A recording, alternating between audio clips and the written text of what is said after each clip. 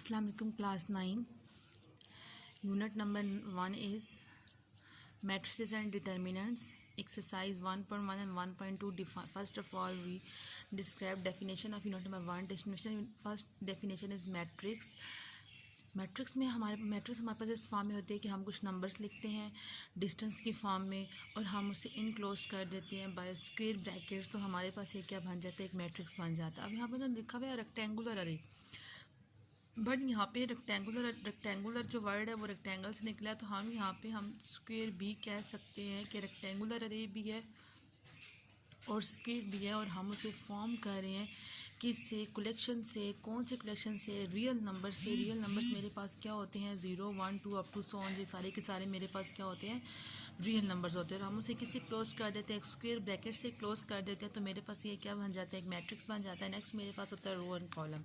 Matrix में हमारे पास हमारे पास 2 चीज़ें होती हैं, ठीक है। एक मेरे पास होता है रो एंड एक मेरे पास होता है कॉलम। फर्स्ट ऑफ ऑल हम डिस्क्राइब करते हैं रो को। अब ये 2 3 0 1 मैंने कोई सभी एक रो लिख दिया, मैट्रिक्स लिख दिया। रो मेरे पास होती हैं, हमारे पास जो रो होती है वो हमारे पास हॉरिजॉन्टल एंट्रीज होती हैं, ठीक है। जितनी भी हॉरिजॉन्टल एंट्रीज होंगी वो क्या कहलाएंगी, रो कहलाएंगी। फॉर एग्जांपल 2 3 मेरे पास क्या हॉरिजॉन्टल, 0 1 मेरे पास क्या हॉरिजॉन्टल, तो ये मेरे पास क्या कहलाएंगी, हॉरिजॉन्टल एंट्रीज कहलाएंगी। जो जितनी भी हॉरिजॉन्टल एंट्रीज होती हैं वो मेरे पास क्या कहलाती हैं, रो मैट्रिक्स कहलाती हैं। इफ़ ठीक है, तो हम लिखेंगे the entries presented in the form of horizontal then it is called a row matrix. अगर हम एंट्रीज को हॉरिजॉन्टल की फॉर्म में डिस्क्राइब करेंगे, प्रेजेंट करेंगे, then it is called a row matrix. एक होता है हमारे पास कॉलम। कॉलम हमारे पास इस तरह से होता है 2 3 0 1। तो हमारे पास जो कॉलम होता है उसके बारे में हम कहते हैं कि वर्टिकल एंट्रीज, ठीक है। कॉलम के बारे में हम कहते हैं वर्टिकल एंट्रीज। वर्टिकल एंट्रीज जो होती हैं वो क्या कहलाती हैं, कॉलम मैट्रिक्स कहलाती हैं। तो हम यहाँ पे कहेंगे the entries which are presented in the form of vertical then it is called a column matrix, ठीक है। अगर एंट्रीज वर्टिकल, अब वर्टिकल कैसे होगा, वर्टिकल ऐसे होगा, ठीक है। अगर हम इस तरह से बताते हैं तो ये मेरे पास रोज़ होती हैं और वर्टिकल मेरे पास क्या होता है, इस तरह से। तो हम कहेंगे कि अगर हमारे पास कोई पूछेगा कि व्हाट इज़ रो मैट्रिक्स, तो horizontal entries is called a row matrix. If entries are presented in the form of horizontal then it is called a row matrix। और अगर हमसे कोई पूछेगा what is column matrix, तो हम कहेंगे if the entries are presented in the form of vertical then it is called a column matrix. तो वो क्या कहलाएगा, कॉलम मैट्रिक्स कहलाएगा। नेक्स्ट मेरे पास है order of matrix. Order of matrix हम लिखते हैं, हम लिखते हैं m/n की फॉर्म में, ठीक है। ऑर्डर ऑफ मैट्रिक्स हम किस में लिखते हैं कि हमारे पास किसी भी मैट्रिक्स में कितने कितनी रोज़ आ रही हैं और कितने हमारे पास कॉलम्स आ रहे हैं, और हम उनको एक फार्मूले की फॉर्म में रिप्रेजेंट कर देते हैं। तो हम कहते हैं कि m जो है वो रिप्रेजेंट करता है रो को और जो n है वो रिप्रेजेंट करता है कॉलम को। तो अगर हमने किसी मैट्रिक्स का ऑर्डर बताना है तो सबसे पहले हम देखेंगे कि इसमें नंबर ऑफ़ रोज़ कितनी आ रही है, नंबर ऑफ़ कॉलम्स कितने आ रहे हैं, देन हम उसे फार्मूले में पुट कर देंगे। तो हम कहेंगे कि m/n then it is called a order of matrix. तो हमारे पास m क्या होता है, रो होता है, और n क्या होता है, हमारे पास कॉलम होता है। जैसे फॉर एग्जांपल हमारे पास एक्सरसाइज 1.1 का फर्स्ट क्वेश्चन है फाइंड द ऑर्डर। तो अब सबसे पहले हम लिखेंगे नंबर ऑफ़ रोज़ के हमारे पास इसमें नंबर ऑफ़ रोज़ कितनी है। देखो हमारे पास हॉरिजॉन्टल एंट्रीज क्या कहलाती हैं, रो कहलाती हैं। इट्स मीन जी, और ये मेरे पास कितनी रो हुई, ये 1 एंड ये 2 हुई, ठीक है। ये से हम क्या कहेंगे, रो 1, इसे हम क्या कहेंगे, रो 2। इसमें मेरे पास कितनी रो हुई हैं, 2 रो हुई हैं, तो मैं यहाँ पे क्या लिख दूँगी, 2 लिख दूँगी। एंड नेक्स्ट हमारे पास होता है नंबर ऑफ़ कॉलम। तो नंबर ऑफ़ कॉलम हमारे पास जो होता है वो हम कहते हैं कि वर्टिकल एंट्रीज। तो वर्टिकल एंट्रीज हमारे पास कैसे होंगी, एक कॉलम ये बनेगा, एक कॉलम ये बनेगा, इसे हम कॉलम 2 का नाम दे देंगे, इसे हम कॉलम 1 का। अब ये तो मैंने आपको समझाने के लिए यहाँ पे रो 1 और रो 2 लिखा, लेकिन आपने बुक पे नहीं लिखना, यहाँ पे क्या जगह 2। तो हमारे पास ऑर्डर ऑफ मैट्रिक्स हम कैसे लिखेंगे, ऑर्डर ऑफ मैट्रिक्स का हमारे पास फार्मूला होता है, वो क्या होता है, m/n होता है। अब इसमें m किसको रिप्रेजेंट करता है, रोज़ को रिप्रेजेंट करता है, और n किसको रिप्रेजेंट करता है, कॉलम को। तो यहाँ पे हम लिखेंगे 2/2। तो ये मेरे पास क्या बना, मेरे पास ऑर्डर ऑफ मैट्रिक्स बना। नेक्स्ट क्वेश्चन है मेरे पास ये। अब इसमें भी देखो तो सबसे पहले अगर हम नंबर ऑफ़ रोज़ देखें तो नंबर ऑफ़ रोज़ मेरे पास कितनी है, 1 टू। कितनी रोज़ हैं? 1 2, तो यहाँ पे 2 आ जाएगा। नेक्स्ट हम देखें number of columns. Number of columns मेरे पास क्या होते हैं? 1 2। ठीक है, कॉलम को हम हमेशा ऐसे देखते हैं, रोज़ को हमेशा ऐसे देखते हैं। तो कितने हैं? 2। तो हम इसे कैसे लिखेंगे? 2/2। ठीक है, तो हम इसे कैसे लिखेंगे कि जो ऑर्डर ऑफ मैट्रिक्स है वो मेरे पास कितना है? 2/2। ठीक है, नेक्स्ट मेरे पास है 2 4। अब इसमें हमारे पास सबसे पहले हम क्या लिखेंगे? नंबर ऑफ़ रोज़। अब इसमें नंबर ऑफ़ रोज़ कितनी है? ओनली 1। नेक्स्ट हम लिखेंगे नंबर ऑफ़ कॉलम।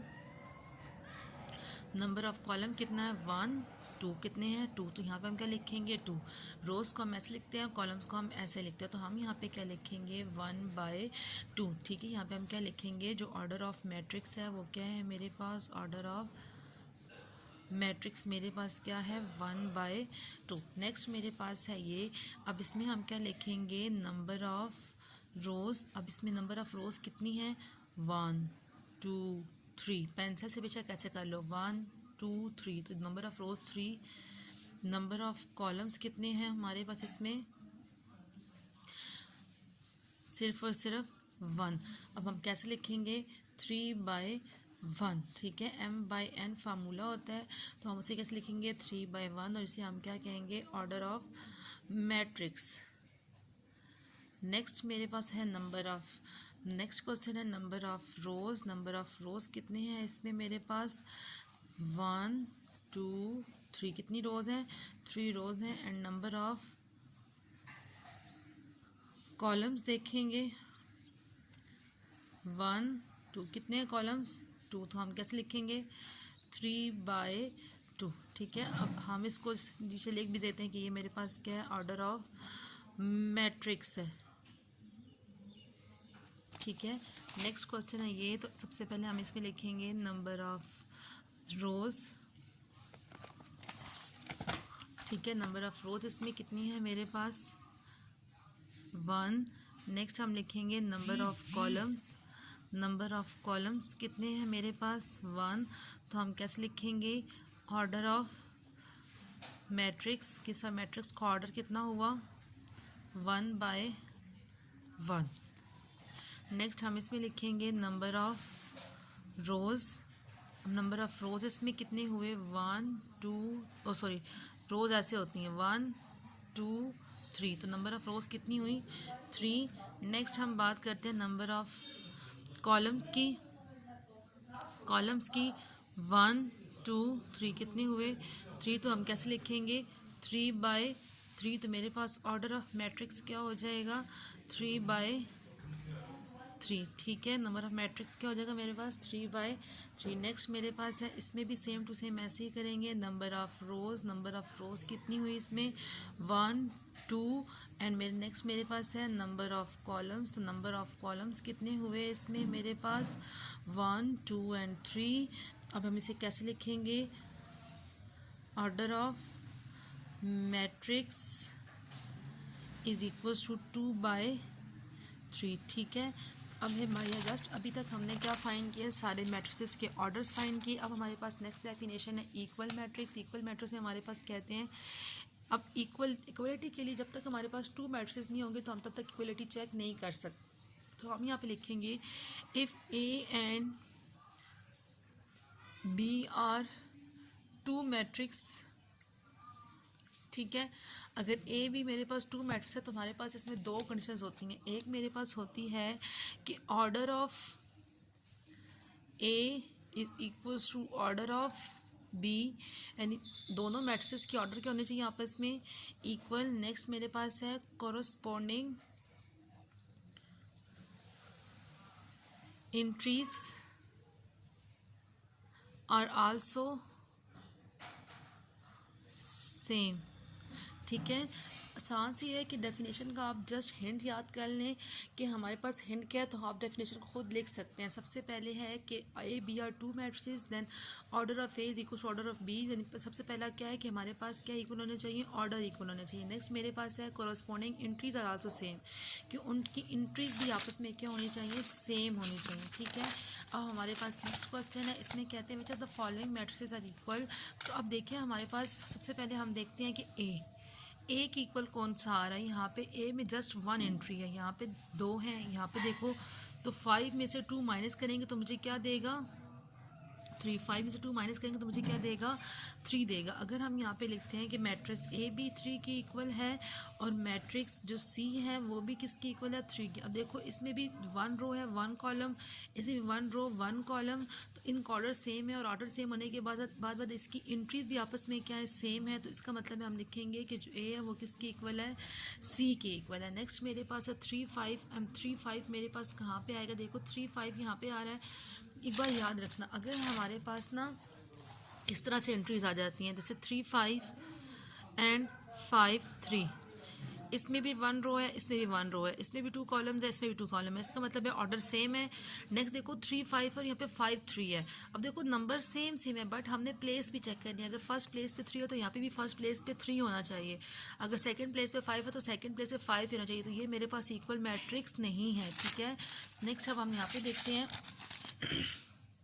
इधर क्या आ रहा है मेरे पास 3, 5, लेकिन यहाँ पे मेरे पास 5, 3 हो रहा है, लेकिन इसका मतलब है बी डी की इक्वल नहीं है। अगर हम यहाँ पे देखें, यहाँ पे देखो 4 4 एंट्रीज है, यहाँ पे 2 है, यहाँ पे भी 2 है, यहाँ पे ज़्यादा है, लेकिन यहाँ पे देखो 3 एंड 3 + 2 मुझे क्या देगा 5, 3 + 2 मुझे क्या देगा 5। इसका मतलब है कि अगर बी की एंट्रीज किसकी इक्वल है 3, 5 और आगे मेरे पास आई की इक्वल भी क्या आ रही है 3 एंड 5। देखो फर्स्ट प्लेस पे 3 है तो फर्स्ट प्लेस पे 3, सेकंड प्लेस पे 5 तो सेकंड प्लेस पे क्या आ रहा है 5। इसका मतलब है बी किसकी इक्वल है आई की इक्वल है। अब ये भी सॉल्व हो गया, ये भी सॉल्व हो गया, ये भी सॉल्व हो गया। अब नेक्स्ट में आ जाओ डी पे 5, 3। क्या यहाँ पे किसी भी फेयर पे 5, 3 है नहीं। जैसे यहाँ देखो 5, 3 है तो यहाँ पे 4, 6, 0, 2, यहाँ पे 2, 6 आ रहा है, 3 में से 1 जाएगा 2, 3 + 3 6, 4, 6, 0, 2। इसका मतलब है कि यहाँ पे मेरे पास ऐसी कोई एंट्री नहीं है जो 5, 3 के इक्वल आ रही है। यहाँ पे 3, 5 तो है लेकिन 5, 3 नहीं है, क्योंकि फर्स्ट प्लेस पे अगर यहाँ पे 5 है तो यहाँ पे फर्स्ट प्लेस पे 5 ही होना चाहिए। नेक्स्ट मेरे पास है 4, 6, 0, 2, 4, 6, 0, 2। देखो ई और एच आपस में क्या आ रहे हैं इक्वल, और यहाँ पे देखो इसको अगर हम सॉल्व करेंगे 2 + 2 4, 4 + 2 6 + 2 - 2 क्या हो जाएगा 0 एंड 2 + 0। तो इसका मतलब है कि ई एच और जे आपस में क्या है इक्वल है, क्योंकि इनके ऑर्डर भी सेम है। इनके नहीं देखो यहाँ पे 2 रोज़ हैं 2 कॉलम्स हैं, 2 रोज़ हैं 2 कॉलम्स हैं, 2 रोज़ हैं एंड 2 कॉलम्स। इसका मतलब है कि जो हमारे पास बी है वो इक्वल टू ई है, सॉरी ई जो है वो इक्वल टू जे है और जे किसकी इक्वल है इक्वल टू एच के। मतलब ये तीनों की तीनों आपस में क्या इक्वल है। नेक्स्ट अब आपने देखना है कि इसमें से ऐसा एक और कौन सा मैटर है जो आपस में इक्वल है। जैसे देखो 2, 6 है ना, 3 में से 1 जाएगा तो मेरे पास क्या आएगा 2 एंड 3 + 3 मुझे क्या देगा 6। इसका मतलब है कि जो एफ है वो किसकी इक्वल है जी के इक्वल है। अब आपको इक्वल मैटर समझ आ गया होना है। एक तो आपने इसलिए मतलब ये आपको जस्ट MCQs में आ सकता है कि आपने इसमें से मैट्रिसेस आपस में इक्वल है कि नहीं। नेक्स्ट है question number 3, find the value A B C D which satisfy the matrix equation. अगर देखो फाइंड दरम्यान में इक्वल का साइन है, इसका मतलब है कि सारी की सारी आपस में क्या इक्वल है। इक्वलिटी का मतलब है कि फर्स्ट जो नंबर है वो फर्स्ट की इक्वल है, तो हमारे पास ए + सी किसकी इक्वल आ जाएगा 0 को, इसको हमने फर्स्ट इक्वेशन का नाम दे दिया। सेकंड वाला जो सेकंड नंबर की इक्वल है यहाँ पे लिखेंगे a + 2b = -7, इसको हमने सेकंड इक्वेशन का नाम दे दिया। नेक्स्ट मेरे पास है c - 1 which is equal to 3, इसको हमने 3 का नाम दे दिया। यानी फर्स्ट के सेकंड के थर्ड के, यहाँ पे मेरे पास क्या आ जाएगा 4d - 6 = 2d, this is equation number 4। अब देखो फर्स्ट हमने इसमें से अब ए बी सी की वैल्यूज निकालनी है। फर्स्ट इक्वेशन में ए आ रहा है सी आ रहा है, ना हमें ए गिवन है ना हमें सी गिवन है, इसीलिए क्या हो गया इक्वेशन 1 हो गया। नेक्स्ट में ना हमें ए गिवन है ना हमें बी गिवन है, क्योंकि अगर किसी ए की वैल्यू गिवन होती तो हम इजीली अपने नेक्स्ट की वैल्यू फाइंड कर नेक्स्ट जो वेरिएबल है उसकी वैल्यू फाइंड कर सकते थे। अगर हम यहाँ पे देखो तो यहाँ पे जस्ट मेरे पास क्या आ रहा है c - 1 = 3 आ रहा है, ठीक है। यहाँ पे मेरे पास क्या आ रहा है, हम लिखेंगे टेकिंग इक्वेशन 3 में मेरे पास क्या आ रहा है c - 1 = 3। हमने c फाइंड करना है, c यहाँ पे रहेगा -1, इधर आके क्या हो जाएगा +1, तो c की वैल्यू मेरे पास क्या आ जाएगी 4, c की वैल्यू मेरे पास क्या आ जाएगी 4 आ जाएगी। अब मेरे पास c की वैल्यू आ गई है। c की वैल्यू अगर मैं देखो a + c = 0, a + c = 0। अगर मैं यहाँ पे c की वैल्यू पुट करती हूँ तो मेरे पास किसकी वैल्यू आएगी a की, तो मैं यहाँ पे लिखूँगी पुट c = 4। अब इधर मैं क्या पुट करूँगी करूँगी 4 पुट करूँगी, ए यहाँ भी रहेगा प्लस 4 इधर के क्या हो जाएगा -4। इसका मतलब है मेरे पास ए की वैल्यू भी आ गई है। अब नेक्स्ट मेरे पास अगर ए की वैल्यू आ गया तो मैं यहाँ पे अगर ए की वैल्यू पुट करूँगी तो मेरे पास किसकी वैल्यू आ जाएगी, बी की। तो यहाँ पे हम लिखेंगे a + 2b = -7। यहाँ पे लिखूँगी पुट a = -4, a की वैल्यू -4 पुट करेंगे, 2b = -7। अब 2b यहाँ पे रहेगा क्योंकि b की वैल्यू फाइंड करनी है, -7 -4 इधर के क्या हो जाएगा +4, क्योंकि जिसकी वैल्यू फाइंड करते हैं वो इक्वल की एक साइड पे रहता है, बाकी एक्स्ट्रा वैल्यूज यहाँ पे आ जाती हैं। 2b + -7 में से 4 जाएगा तो 3 आएगा, b यहाँ पे ही रहेगा, 2 यहाँ पे मल्टीप्लाई हो रहा है, इधर आके क्या हो जाएगा डिवाइड। तो मेरे पास ये किसकी वैल्यू आ जाएगी, ये मेरे पास b की वैल्यू आ जाएगी। नेक्स्ट a की वैल्यू भी आ गई है, b की वैल्यू भी आ गई है, जस्ट डी रहेगी। ये इक्वेशन बच गई है। अब देखो इस इक्वेशन में दोनों तरफ क्या आ रहा है, डी आ रहा है। ऐसा मतलब इस इक्वेशन ये एक इक्वेशन है जिसमें दोनों तरफ सेम वेरिएबल आ रहा है। तो हम यहाँ पे लिखेंगे, यहाँ पे हम लिखेंगे टेकिंग इक्वेशन 4, यहाँ पे हम लिखेंगे 4d - 6 = 2d। अब d वाली वैल्यू अब कांस्टेंट एक साइड पे कर लेंगे और वेरिएबल्स एक साइड पे। 4d + 2d इधर आके क्या हो जाएगा -2d, और -6 यहाँ पे क्या हो जाएगा +6। इसको यहाँ पे ले गए और इसको यहाँ पे ले आए, प्लस -4 में से 2 जाएगा तो 2 आएगा, 6। अब d यहाँ पे ही रहेगा, 2 यहाँ पे क्या हो जाएगा डिवाइड, 2 1 2 2 3 6। तो d की वैल्यू मेरे पास क्या आ जाएगी 3 आ जाएगी। d की वैल्यू मेरे पास क्या आ गई है, d की वैल्यू 3 आ गया। अब a की वैल्यू मेरे पास क्या है -4, b की वैल्यू मेरे पास आई है -3/2, c की वैल्यू मेरे पास आई है 4 एंड d की वैल्यू मेरे पास आई है 3। हमने जस्ट इसमें क्या करना था, a b c d की वैल्यूज़ ही फाइंड करनी थी। ठीक है, वैल्यूज़ कैसे फाइंड करनी थी, सब वैल्यूज़ को एक दूसरे को इक्वल रखने के बाद फिर उनमें से जहाँ पे दो वेरिएबल्स हैं, दो वेरिएबल्स कभी भी जब तक हमें एक पता नहीं होगा तब तक हम दूसरा वेरिएबल कभी भी फाइंड नहीं कर सकते। सेम इसमें भी।